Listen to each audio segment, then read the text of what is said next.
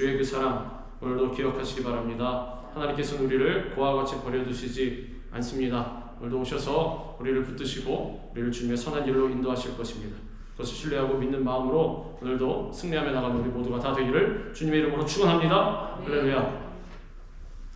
시간에 우리가 읽은 말씀은 출애굽기 40장 34절부터 38절까지의 말씀을 갖고 하나님의 인도하심이란 제목으로 우리 같이 은혜를 나누겠습니다. 우리 제목을 한번 따라합니다. 하나님의 인도하심. 하나님의 인도하심.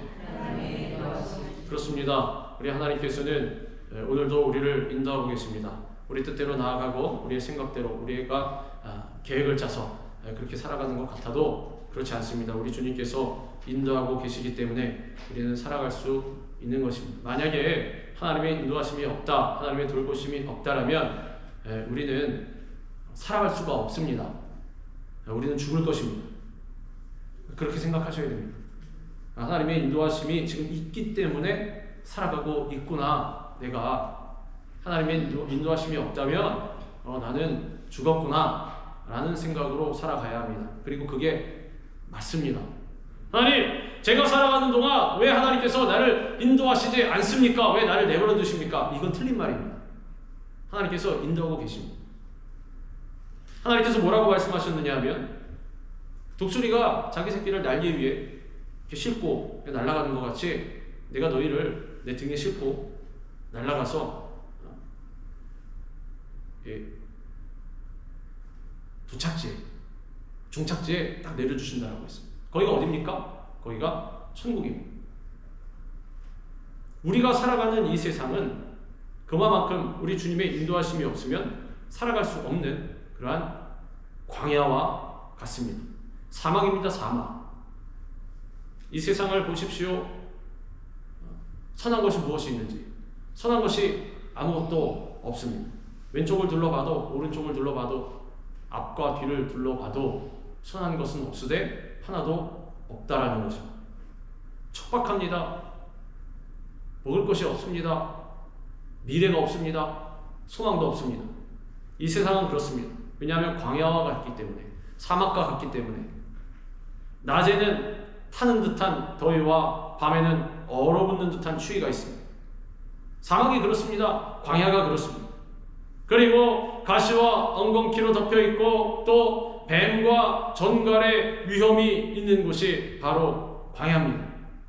가도 가도 끝은 보이지 않고 쉴 만한 곳도 없는 그런 곳이 광야입니다.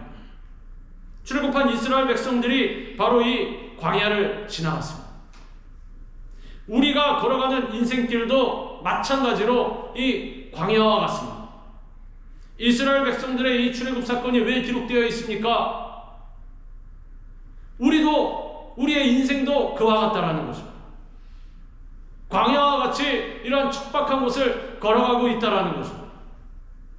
인류의 조상인 이 아담과 하와가 타락한 이후에 땅은 저주를 받아서 가시와 엉겅퀴를 내었습니다. 그리고 인간은 땀을 흘리고 수고해야 먹고 살아갈 수 있게 되었습니다. 그러나 우리가 기억해야 할 것은 우리가 살고 있는 이 세상은 우리의 본향이 아니라는 사실입니다. 우리는 잠시 머무르다 가는 나그네와 같다라는 것입니다. 이스라엘 백성들이 광야로 뛰쳐나왔을 때, 하나님의 인도 따라서 광야로 나왔을 때 광야가 종착지였습니까? 목적지였습니까? 아닙니다. 약속의 땅 가나안이 기다리고 있었습니다. 그래서 광야는 지나가는 곳이었습니다. 거쳐가는 곳이었습니다. 우리의 인생도 마찬가지입니다. 주님, 똥밭에 굴러도 이승이 좋습니다. 그건 세상 말이지. 여기서 계속 살아보십시오. 천년이든 만년이든 저는 영원히 살아갈 것입니다. 여기서 살아가 보십시오. 그게 좋은가? 안 좋습니다. 약속의 땅 가나안의 천국에 들어가야 하는 것입니다. 그리고 어차피 그렇게 되어 있습니다. 모든 사람이 다 죽게 되어 있다는 사실입니다. 그만큼 이 세상은 광야와 같고 우리는 지나가는 나그네라는 것입니다. 우리가 만약에 나그네가 아니었으면 우리 안 죽었을 것입니다. 그렇지 않습니까? 영원히 살아갔을 것입니다. 여기가 종착지입니다. 근데 왜 죽습니까? 우리 나그네라는 사실입니다. 지나간다라는 것입니다. 그리고 또 잊지 말아야 할 것이 이 광야와 같은 인생길에 우리 주님께서 우리와 함께 하신다는 사실입니다. 그것을 잊어버리시면 버리면 절대로 안 됩니다. 그 사실을 잊어버리면 어떻게 됩니까? 실망하고 낙심하고 낭망할 수밖에 없다라는 거죠. 왜? 이 세상은 사막과 같기 때문에. 주위를 둘러봐도 아무런 소망이 안 생기기 때문에. 사막에 사람이 걸어 들어가면 어떻게 됩니까? 물도 없이 아무것도 없이 장비도 없이 걸어 들어가면 나오면 됩니까? 걸어 들어가면 죽습니다. 끝이 없습니다. 사막에 뭐 한두 마일 가다가 뭐 끝나고 이게 사막이 아니고 그건 사막이라고 부르지도 않습니다. 사막은 들어가면 못 나오는 것입니다. 그런데 그 사막을, 그 광야를 누가 함께 하신다? 우리 주님께서 함께 하신다는 것입니다. 우리는 천국에 갈 때까지 광야와 같은 인생을 살아가면서 철저하게 우리 주님을 믿고 의지하여서 하나님의 영광을 나타내는 그러한 귀한 삶을 살아갈 수 있어야 할 것입니다. 그리고 하나님께서 우리의 인생 여정에 늘 함께 하셔서 인도하시기 때문에 우리는 혼자가 아니라는 사실을 늘 기억해야 하는 것입니다. 사실 우리가 의지할 분은 우리 하나님밖에 없습니다. 우리 주님밖에 없습니다. 사람을 의지하면 됩니까? 좋습니다. 한 명이 아니라 두 명이 친한 친구와 아니면 가족 누구와 함께 사이좋게 사막에 딱 떨어졌습니다. 살아갈 수 있겠습니까? 살아나올 수 있겠습니까? 내 친구가 아무리 날고 긴다고 해도 나를 살려줄 수는 없습니다. 자기도 목말라서 죽을 것 같은데, 자기도 배고파서 죽을 것 같은데, 자기도 해가 뜨거워서 타들어 죽을 것 같은데 누굴 살려줍니까? 그러나 우리 하나님께서 함께 하신다면 우리는 사막과 같은 인생에서도 충분히 살아날 수 있고 충분히 승리할 수 있을 것입니다. 그리고 약속의 땅 가나안에 들어갈 수 있는 것입니다. 하나님은 이스라엘 백성들이 광야길을 가는 동안에 하나님께서 그들과 함께 하신다는 것을 깨닫기 원하셨습니다. 또 하나님께서 그들의 삶의 중심이 되기를 원하셨습니다. 그래서 하나님은 모세에게 이스라엘 백성들과 함께 동행하신다는 임재의 상징이요 영광의 상징인 성막을 지으라고 명령하셨습니다. 오늘 우리가 34절부터 읽었지만 그 전에는 어떤 사건이 기록되어 있느냐? 하나님께서 성막을 제작하라. 니네 성막을 제작해야 된다. 그래서 예물도 받고 해가지고 지금 이제 성막을 짓습니다. 그 성막이 바로 하나님의 임재하심의 상징이 된다라는 거죠. 모세가 성막을 완공해서 하나님께 봉헌하니까 하나님의 영광이 성막에 충만하게 임했습니다. 구름이 회막에 덮이고 여호와의 영광이 성막에 충만하며 모세가 회막에 들어갈 수 없었으니 이는 구름이 회막 위에 덮이고 여호와의 영광이 성막에 충만함이었습니다. 광야길을 걸어서 홍해를 건너서 시내산에 도착하니까 하나님께서 모세에게 율법을 주시고 또 성막을 지으라고 명령하시지 않습니까? 그래서 오늘 출애굽기 우리가 읽은 것이 마지막입니다. 출애굽기의 마지막, 출애굽기서의 이 마지막, 거기서 성막을 하나님께 올려드리니까, 봉헌하니까 하나님의 영광이 성막에 충만하게 임했다라는 것입니다. 이처럼 하나님은 성막을 통해서 친히 이스라엘 백성들과 함께 하신다는 것을 보여주셨습니다. 그래서 이스라엘 백성들은 광야를 지나가는 동안 언제나 무엇을 중심으로? 성막을 중심으로 생활했다라는 것입니다. 한 장소에 머물 때에는 어떻게 했습니까? 성막이 먼저 딱 텐트를 칩니다. 그러니까 성막을 칩니다. 그러면 그 주위에 지파별로 쫙 성막을 치는 것입니다. 텐트를 치는 것입니다. 자기들이 들어가서 잘 곳을, 머물 곳을. 왜? 언제 구름이 이동할지 모르기 때문에, 구름 기둥이 언제 갈지 모르기 때문에 치고 그 중심에 성막을 딱 모시고 그리고 생활하는 것입니다. 이동할 때에도 어떻게 됩니까? 성막이 앞서가고 그리고 그 뒤를 따라서 쭉 움직이는 것입니다. 이는 이스라엘 백성들이 하나님을 자신들의 삶의 중심에 두고 살았음을 보여주는 것입니다. 이것은 하나님의 명령입니다. 하나님을 늘 마음의 중심 가운데 모시고 살라는 것입니다. 성막을 지어라. 네, 알겠습니다. 성막 딱 지어놓고 어디다 내팽개쳐놓고 일주일 실컷 자기 마음대로 살아가다가 하루 성막 딱 찾고, 이게 아닙니다. 이스라엘 백성들 어떻게 살았습니까? 사실 이들이 걱정해야 될 건 성막이 아닙니다. 먹고 살 걱정입니다. 제가 초반에 뭐라고 말씀드렸습니까? 사막에 나가면 사람 죽습니다. 물도 구해야 됩니다. 음식도 구해야 됩니다. 거기 흉악한 짐승들로부터 또 대적해서 살아남아야 됩니다. 정갈은 가만히 있습니까? 뱀은 가만히 있습니까? 지나가는 사람 물 것입니다. 거기도 발밑에도 조심하고 가야 되고, 또 사막에 여러 위험이 도사리고 있는 것입니다. 낮에 해가 비치고 밤에는 또 어둠이 찾아와서 추워서 얼어 죽을 것 같고, 걱정해야 될 것이 한두 것이 아닙니다. 우리 인생도 그렇지 않습니까? 일주일 내내 걱정해야 될 것이 아주 이만큼 쌓였어요. 그러니 어떻게 됩니까? 아이고 하나님, 내가 지금 먹고 살기 바빠서 하나님 잠깐 옆에 계십시오. 성막은 내팽개쳐버리고. 하나님께서 말씀하십니다. 성막을 중심으로 살아야 한다는 거죠. 마음 가운데 우리 하나님 모시고 살아가야 한다는 거죠. 오늘날 우리에게 어떠한 성막을 주셨습니까? 참 성막이 되시는 우리 예수 그리스도를 우리에게 주신 것입니다. 그리고 예수 그리스도를 통해서 눈에 보이는 성막, 뭘 주셨습니까? 우리 지금 와서 앉아있지 않습니까? 교회를 주셨습니다. 교회의 머리 대신 예수 그리스도를 우리에게 주시고 예수님을 통하여서 언제나 우리와 함께하고 계십니다. 볼지어다 내가 세상 끝날까지 너희와 항상 함께 있으리라. 하나님께서는 광야와 같은 인생길을 걸어가는 우리에게 교회를 구원의 방주로 주시고 교회의 성령을 충만히 부어주셔서 교회를 통해서 우리가 은혜 받고 이 세상을 승리하며 살아갈 수 있게 만들어 주셨습니다. 하나님께서 교회를 세우셨습니다. 우린 교회 중심의 신앙생활을 해야 됩니다. 물론 일주일 내내 교회에서 있을 수는 없을 것입니다. 그러나 그럼에도 불구하고 일주일에 한 번 나와도 우리 마음 가운데 나머지 6일 살아가는 동안에도 항상 교회 중심의 삶을 살아야 한다는 것입니다. 하나님께서 허락하신 이 성막을 위해서 우리가 어떠한 사명감을 가지고 나아갈 수 있을 것인가? 내가 신앙생활을 할 때에도 항상 교회 중심의 신앙생활을 해 나아가면, 예수 그리스도의 중심의 신앙생활을 해 나아가면 세상적으로 빠지지 않게 된다는 것입니다. 사실 예수 그리스도 그리고 교회를 마음 가운데 두지 않은 신앙생활은 신앙생활이라고 할 수가 없습니다. 그건 인본주의적인 생활입니다. 교회를 그냥 조직으로 보는 것입니다. 오거니제이션. 조직으로 딱 보고 어떻게 됩니까? 조직사회입니다. 조직사회. 그러면 행정적으로 하면 잘 되긴 잘 될 것입니다. 세상적으로 볼 때. 그러나 주님께서 기뻐하시지 않으십니다. 교회는 신앙 공동체입니다. 우리 예수님께서 대장이 되시고 주인이 되시는 것입니다. 그래서 일주일 내내 살아갈 때에도 우리가 교회에 몸이 있지 않을지라도 항상 예수 그리스도를 마음 가운데 모시고 우리 교회 성막 중심의 그러한 신앙생활을 해 나갈 수 있어야 하는 것입니다. 교회를 통하여서 주님께 나오는 모든 심령마다 기쁨과 평안을 누릴 수 있게 만들어 주시는 것입니다. 그래서 몸된 교회를 우리는 열심히 섬기고 사수해야 하는 것입니다. 주님께서 몸된 성전을 주셨으니 내가 주님을 위해 헌신하기 원합니다. 우리 주님의 사명을 감당하기 원합니다. 자나 깨나 늘 주님의 영광을 위해서 살아가는 사람들이 진짜 신앙인인 것입니다. 그러므로 우리는 언제나 교회 중심의 삶을 살아야 합니다. 모이기를 힘쓰고 예배 중심의 삶을 살아갈 때 놀라운 생명의 역사가 일어나고 우리 가운데 회복의 역사가 나타나게 되는 것입니다.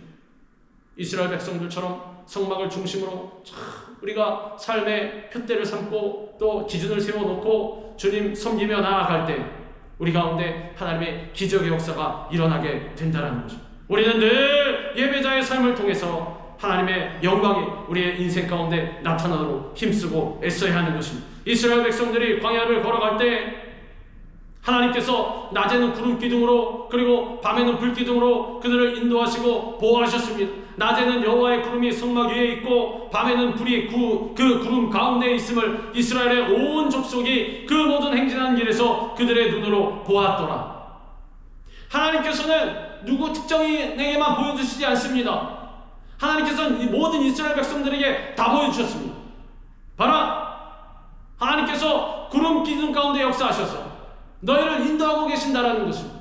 우린 누구나 다 볼 수 있습니다. 저는 주님을 못 봤습니다. 저는 주님의 인도하심을 모르겠습니다. 저는 주님의 음성을 들어본 적이 없습니다. 내가 눈을 가리고 내가 귀를 닫았기 때문에 못 보고 못 듣는 것입니다. 주님 앞에 기도해야 돼요. 주님, 성령님 나를 도와주시옵소서. 늘 내가 주님의 인도하심을 볼 수 있도록 나의 영안을 열어주시옵소서. 엘리사를 치려고 아람 군대가 도단성을 둘러쌌을 때 그 사원이 와서 뭐라 그랬습니까? 선생님 우리 큰일 났습니다. 우리 다 죽었습니다. 선생님 잡으러 그 큰 군대가 와서 둘러쌌습니다. 우리 다 죽었습니다. 엘리사는 가만히 평안하게 있다가 호들갑 떨지 마. 주님, 이 친구의 눈을 열어주시옵소서. 영안을 뜨게 하시옵소서. 눈을 딱 뜨게 해주시니까 영안이 열리니까 어떻게 됩니까? 그 많던 군대 뒤로 몇 배나 되는 하늘의 군대가 불말과 불병거가 진을 치고 있다는 것입니다. 얘네가 움직이기만 하면 그냥 공격하는 것입니다. 하나님께서 보호하고 계십니다. 영안이 열려야 볼 수 있는 것입니다. 그래서 흐리멍텅해져 있으면 안 됩니다. 세상 사람들처럼 똑같아져 있으면 안 됩니다. 우리의 관심과 초점은 어디에 있어야 되냐? 우리 예수 그리스도에게 있어야 하는 것입니다. 우리 신앙생활을 어떻게 하면 잘해나갈 수 있을까? 늘 그 고민에 빠져야 한다는 것입니다. 세상의 신변잡기적인 것에 정신 팔려서 다른 것에 당신의 우선순위 뭡니까? 물어보면 나의 우선순위는 돈 버는 겁니다. 나의 우선순위는 우리 사람입니다. 누굽니다. 나의 지위입니다. 나의 어디입니다. 그런 것이 아니라 당신의 1순위는 뭡니까? 예수 그리스도십니다. 나의 신앙생활입니다. 나 어떻게 하면 신앙생활 잘해나갈 수 있을까? 영안이 열려지게 되는 것입니다. 하나님을 볼 수 있게 되는 것입니다. 구름기둥과 불기둥은 하나님의 임재와 영광을 상징할 뿐만 아니라 이스라엘 백성들을 인도하시고 보호하시는 하나님의 은혜가 되는 것입니다. 구름기둥으로 그 뜨거운 태양빛을 가려주시는 것입니다. 그리고 불기둥으로 추운 그 사막의 밤을 따뜻하게 덮여주시는 것입니다. 그리고 밤에도 이동할 때가 있으면 그 길을 환하게 밝혀주시는 것입니다. 과거에 가로등이 어디 있습니까? 사막에 더더군다나 그런 게 어디 있습니까? 하나님께서 환하게 밝혀주시는 것입니다. 하나님의 은혜의 빛이 비추어지면 밝히지 못할 것이 없습니다. 천국에 가면 어떻답니까? 해와 달이 없답니다. 왜? 하나님의 얼굴의 광채가 너무나 빛이 나서 어두운 곳이 아무것도 없답니다. 그러니까 하나님께서 그렇게 길을 밝혀주시는 것입니다. 어두운 곳에서 더듬고 있지 마시기 바랍니다. 자꾸 다른 빛을 찾아다니지 마시기 바랍니다. 그 빛은 처음엔 조금 비춰줄지 몰라도 금방 꺼지는 것입니다. 배터리가 다 닳아버리면 그냥 끝나버립니다. 그것은 소용이 없습니다. 영원히 끊이지 않는 하나님의 영광의 빛을 우리가 추구하고 바라보고 소망할 수 있어야 하는 것입니다. 하나님의 이러한 인도하심은 하루 이틀, 한 달, 두 달이 아니라 40년 동안이나 변함없이 계속되었습니다. 마찬가지로 우리를 말씀의 구름 기둥과 성령의 불 기둥으로 이끄시는 하나님의 인도하심은 지금도 멈추지 않고 계속되고 있는 것입니다. 그래서 주님의 인도하심만 바라보고 따라가야 합니다.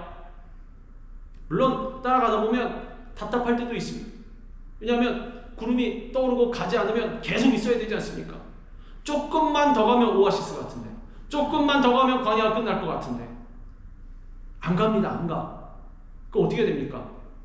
아니 저희 앞에 오아시스가 보이니까 저 가겠습니다 하고 막 가야 됩니까? 구름기둥 여기 있는데? 안 됩니다. 절대로 안 되는 것입니다.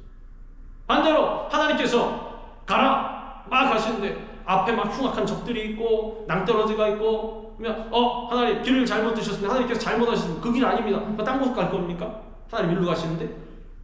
안 됩니다.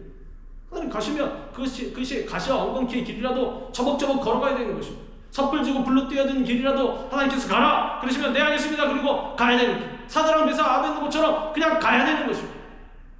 그 하나님께서 불 가운데서 건지시고 홍해를 갈라주시는 것입니다. 그럼 그 가운데로 우리가 넉넉히 건너갈 수 있게 되는 것입니다. 광야를 지나는 동안 이스라엘 백성들이 해야 할 일은 오직 하나님의 인도하심만 바라보고 앞으로 나아가는 것이었습니다. 구름이 성막 위에서 떠오를 때에는 이스라엘 자손이 그 모든 행진하는 길에 앞으로 나아갔고 구름이 떠오르지 않을 때 떠오르는 날까지 나아가지 아니하였습니다. 보십시오. 이스라엘 백성들은 이렇게 주님이 가시면 가고 또 멈추면 멈췄습니다. 이스라엘 백성들은 구름이 성막 위에서 떠오르며 행군을 시작하고 멈추면 함께 멈췄습니다. 그리고 구름이 다시 떠오를 때까지 기다렸습니다. 언제 떠오를지 언제 멈출지 아무도 몰랐습니다. 그러나 오직 믿음으로 구름 기둥과 불 기둥을 통한 하나님의 인도하심만 바라보며 걷고 또 걸었습니다. 이러한 훈련을 통해서 이스라엘 백성들이 광야길을 가는 동안에 누구를 의지하고 바라봐야 하는지를 가르쳐 주셨습니다. 이스라엘 백성들이 이렇게 주님만 따라갔는데 탈이 났습니까? 아니면 옷이 떨어졌습니까? 발이 부르텄습니까? 아닙니다. 뭐라고 기록되어 있습니까? 이들이 그렇게 걸어가고 그렇게 하면 광야길을 가는데도 옷이 헤어지지 아니하고 발이 부르트지 않았다라고 분명히 기록되어 있습니다.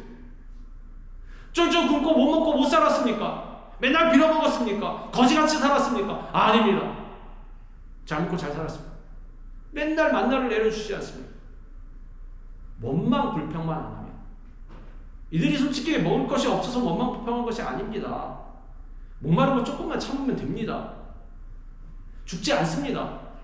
그런데 그거 못 참겠다고 울부짖고 원망불평하고 또 뭐라고 원망했습니까? 주님 먹을 것이 없습니다. 이 수준이 아니었습니다. 주님 고기는 왜 없습니까? 고기는. 우리 그러지 않습니까? 네, 다 저푸른 초원이네, 풀밭이네, 고기 없네. 그리고 또 뭐라 그럽니까? 40년 내내 만나만 내려주시니까 아이고 애굽이 좋았습니다. 왜? 거긴 파, 마늘, 배추, 뭐 오이 뭐 이런 거 지나면 실컷 먹었었는데 노예로 맨날 벽돌 굽고 집 죽고 울부짖고 구해달라고 할 땐 언제고 구해줬더니 뭐라 그럽니까? 반찬이 다양하지 못하네. 어제 먹었던 거 또 나왔네. 그러지 않습니까? 나는 귀에서 어제 먹었던 거 못 먹어. 치워. 어쩌면 성경적으로는 맞지 않습니다. 왜냐하면 40년 내내 만나만 내려주셨습니다. 하나님께서 삼시세끼 만나만 중구장창 40년 동안. 저랑 같이 한번 40년 동안 만나만 드셔보시겠습니까? 무슨 말이 나오는지. 만나만 내려주셨다는 거죠. 그런데 어찌 보면 당연합니다. 아이고 하나님 만나 좀 질립니다. 어떻게 사람이 이거 40년 동안 하나님께서 만들어 놓으셨는데 어떻게 40년 동안 만나만 먹습니까? 이럴 수 있지 않습니까? 하나님께서 뭐라 하죠? 야 니네 목이 고든 백성이다 그러셨습니다. 너희는 개선의 여지가 없다 그러셨습니다. 원망불평은 개에게나 줘버리는 것입니다. 원망불평. 그래서 나는 무엇입니까? 날마다 감사. 우리 오늘 뭐라고 찬양드렸습니까? 한량없는 은혜, 갚을 길 없는 은혜, 내 삶을 에워싸는 하나님의 은혜. 이 고백 거짓말입니까? 거짓말 아닙니다. 진실입니다. 하나님께서 40년 내내 만나만 주시든 아니면 굶기시든 아니면 목이 좀 마르게 하시든 주님 상관없습니다. 구름 기둥이 올라가면 따라가는 것이고 멈추면 그냥 그 자리에 멈추는 것입니다. 안 주시면 안 먹고 주시면 먹고 감사하고 먹는 것입니다. 그게 진정한 신앙인들의 자세인 것입니다. 이스라엘 백성들은 애굽의 노예로 있을 때 통치자 바로를 바라봤을 것입니다. 그러나 그들에게 채찍을 가하는 애굽의 관원들을 바라볼 때에도 소망이 없었습니다. 이제 그들은 누구를 바라보고 있습니까? 그들을 애굽에서 나오게 하시고 지금 그들을 인도하고 계신 하나님을 바라보고 있습니다. 과거에는 사람을 바라보고 환경을 바라보고 물질을 바라보고 이해관계를 바라보고 어떤 사상이나 조건을 바라봤지만 이제는 하나님의 인도하심만을 바라보고 걸어가야 한다는 사실 기억하시기 바랍니다. 하나님의 인도하심 외에는 우리에겐 소망이 없습니다. 그리고 하나님의 인도하심에 철저히 순종하면서 따라 나아가야 하는 것입니다. 주님이 인도하신 길에서 요게 좀 부족한 것 같습니다. 이런 거 없습니다. 그냥 주님이 인도하심이 그렇다라면 그렇다고 생각하고 쭉 가는 것입니다. 옆에 사람 볼 필요 없습니다. 뒤에 사람도 볼 필요 없습니다. 경주를 하는 믿음의 경주를 하는 사도 바울이 경주에 비유하지 않았습니까? 달리기 하는 것처럼 단거리 다다닥 달려가는 것처럼 결승선에 1등으로 먼저 들어가기 위해선 앞만 보고 우리 주님께서 깔아놓으신 레인만 보고 그 옆으로 나가도 실격입니다. 그 사이로 다다다다닥 달려가야 하는 것입니다. 주 말씀 향하여 달려가리라. 우리는 더 이상 이 세상의 노예가 아닙니다. 하나님께서 우리를 구원하시고 자녀로 삼아 주셨기 때문에 우린 하나님의 것이 하나님의 소유가 되었습니다. 이제 우리는 사람을 바라보지 말고 환경을 바라보지 말고 오직 우리를 인도하시는 주님만 바라보고 인생길을 나아가야 하는 것입니다. 오늘 우리가 찬양한 대로 언제나 주만 바라봅니다. 언제나 주님만 의지합니다. 언제나 주님 날 사랑하사 언제나 새 생명 주시나니 영광의 기약에 이르도록 언제나 주만 바라봅니다. 언제나 주님만 따라갑니다. 이러한 고백이 우리의 삶의 모든 부분에 있어야 하는 것입니다. 주님만 바라보고 따라가기 위해서는 우리는 먼저 하나님의 말씀을 붙잡아야 합니다. 왜? 주님의 말씀은 내 발의 등이요 내 길의 빛이 되기 때문에 내 발의 등이요 내 길의 빛이 되는 것입니다.